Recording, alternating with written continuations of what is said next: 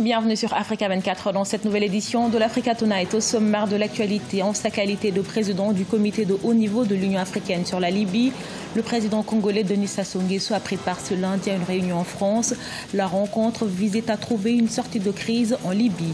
Au Bénin, l'affaire dite des faux médicaments continue de susciter la polémique. Pour en parler, nous recevons Maître Alao Sadikou, avocat de la défense et président de Jardès Afrique. Et pour dénouer la crise universitaire au Sénégal, le président Macky Sall augmente les bourses des étudiants. Dès la rentrée prochaine, la demi-bourse passera de 18 000 à 20 000 francs CFA et la bourse entière de 36 000 à 40 000 francs CFA. Créer les conditions d'une sortie de crise en responsabilisant tous les acteurs nationaux et internationaux, c'est l'objectif de la réunion sur la Libye qui a eu lieu ce lundi en France. À l'initiative du président français Emmanuel Macron, de nombreux acteurs ont été invités. Parmi eux, le président congolais Denis Sassou Nguesso, également président du Haut Conseil de l'Union africaine sur la crise libyenne. Corinne Comdem. Le président congolais Denis Sassou Nguesso a pris part ce mardi 29 mai à Paris en France à une conférence pour trouver une issue à la crise libyenne. Le chef de l'État a répondu à l'invitation de son homologue français Emmanuel Macron, initiateur de la conférence. En tant que président du comité de haut niveau de l'Union africaine sur le conflit libyen, l'importance de la présence du président congolais à cette rencontre était à souligner. Étaient également présents à cette conférence des représentants de l'Union africaine, de l'Union européenne, de la Ligue arabe, de la Turquie, du Maroc, de l'Algérie, de l'Égypte et le chef de la mission de l'ONU en Libye. Monsieur Sassou Nguesso et l'Union africaine avec lui n'ont pas cessé de faire des efforts, il faut le dire. L'Afrique n'a pas abandonné la Libye, l'Afrique a fait beaucoup d'efforts diplomatiques et politiques, a tenté de rassembler toutes les parties. Vous avez constaté que à la réunion de Paris, il y a quand même le président tchadien Idriss Déby qui est présent, le président nigérien Mamadou Issoufou, le président tunisien Béji Caïd Essebsi, ainsi que le premier ministre algérien Ahmed Ouihia. Donc les pays du voisinage.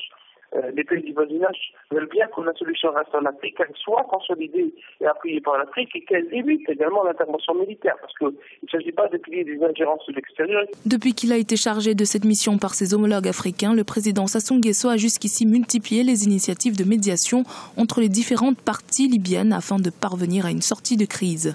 En effet, l'enlisement du conflit en Libye a des répercussions dans toute la région. Principale conséquence de cette crise, les trafics de migrants et les trafics d'armes qui nourrissent la prolifération des groupes terroristes, notamment dans la bande sahélo-sahélienne. De plus, les différents protagonistes du conflit libyen ne cessent de se radicaliser, ce qui divise profondément le pays. Il va sans dire que l'urgence était de trouver une solution adéquate pour amener la stabilité en Libye, en crise depuis la chute de l'ancien dirigeant Mouammar Kadhafi en 2011. D'ici au 16 septembre, il y a eu un engagement commun pour prendre les dispositions qui permettront d'organiser de manière satisfaisante un processus électoral, soit avec une nouvelle constitution, soit sur la base d'une loi électorale qui aura été dûment votée. Les trois présidents et le maréchal Haftar se sont engagés sur cela, ce qui est essentiel parce qu'ils sont les acteurs qui rendront possible ce processus, là où depuis des mois nous étions bloqués par les non-reconnaissances mutuelles et la capacité de l'un ou de l'autre à interrompre le processus. Deuxième élément, c'est l'organisation pour le 10 décembre 2018 d'élections présidentielles et législatives, et donc l'engagement sur la base de ce processus de redonner pleinement, sûrement au peuple libyen sa souveraineté et lui permettre de l'exprimer à cette date. Pour la première fois, le Premier ministre Fayez al-Sarraj, le maréchal Khalifa Haftar, le président du Parlement Aguila Saleh et le président du Haut Conseil d'État Khaled al-Mishri étaient réunis. Cette conférence a permis d'obtenir un consensus des 4 protagonistes autour d'un texte définissant les modalités du processus politique, en particulier la tenue des élections présidentielles et législatives avant 2019. L'accord qui a été annoncé et qui prévoit des élections pour la fin de l'année 2018 a été qualifié d'étape clé pour la réconciliation par le président français.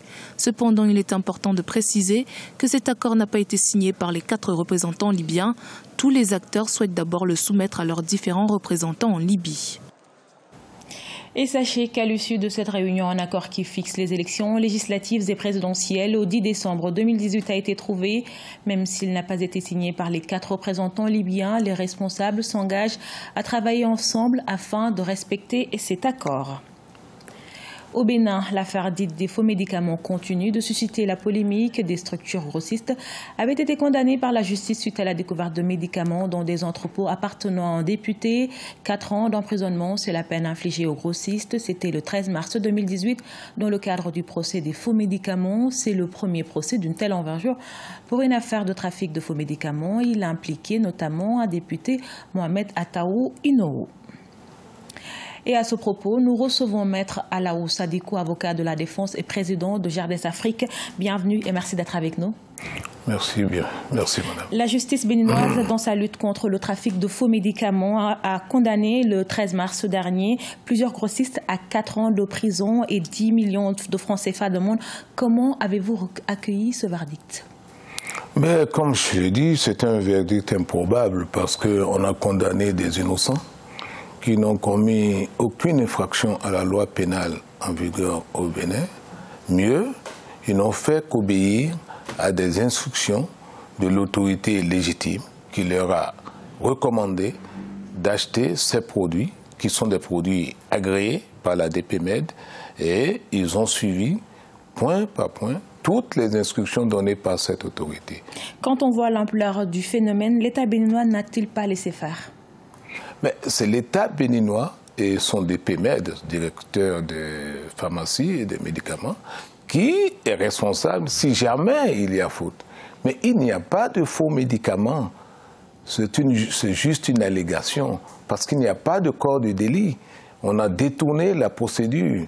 Les médicaments sont de vrais médicaments et ils ont été recommandés par l'autorité de l'État. Et l'État est le premier client de ces médicaments. C'est le principal acheteur. Alors, ne croyez pas ce qu'on a dit. C'est juste un détournement de procédure qui a permis d'embasiller des gens pour faire d'autres choses inavouables. Ce dossier a connu un rebondissement le 27 avril dernier avec l'incarcération du député Mohamed Inoo Ataou. Comment se fait-il qu'un député soit incarcéré sans la levée de son immunité parlementaire? Mais c'est toutes les anomalies. Ceux qui sont en prison avant lui sont des détenus économiques et politiques. Et lui-même, c'est un détenu politique.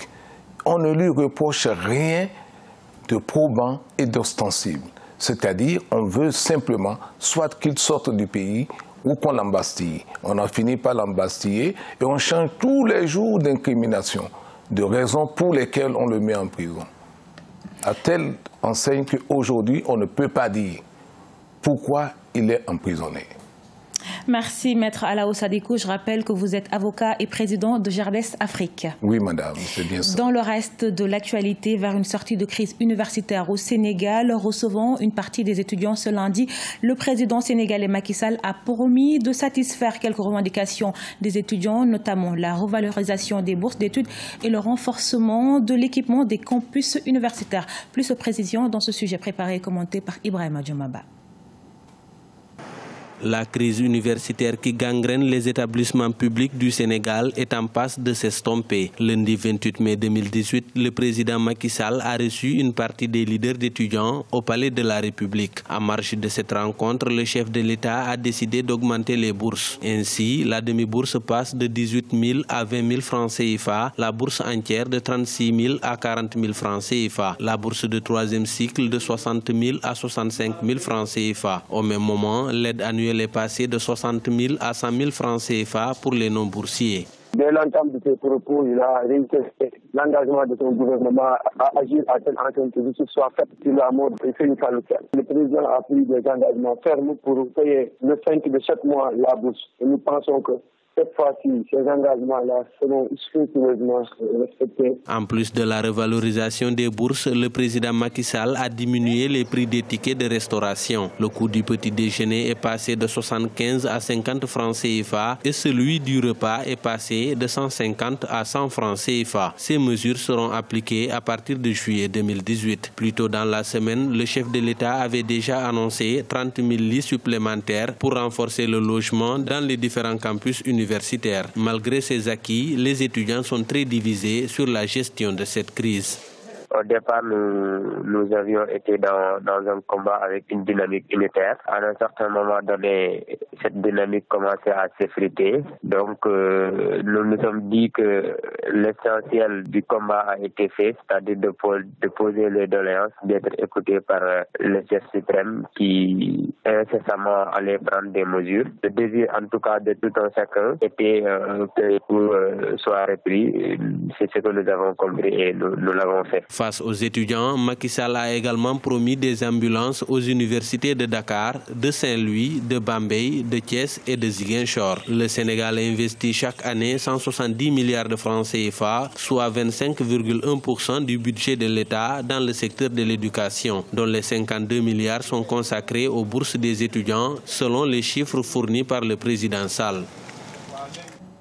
Ce journal a été réalisé par l'ensemble de la rédaction. Merci pour votre fidélité. Dans un instant, une nouvelle édition de l'actualité sur Africa 24.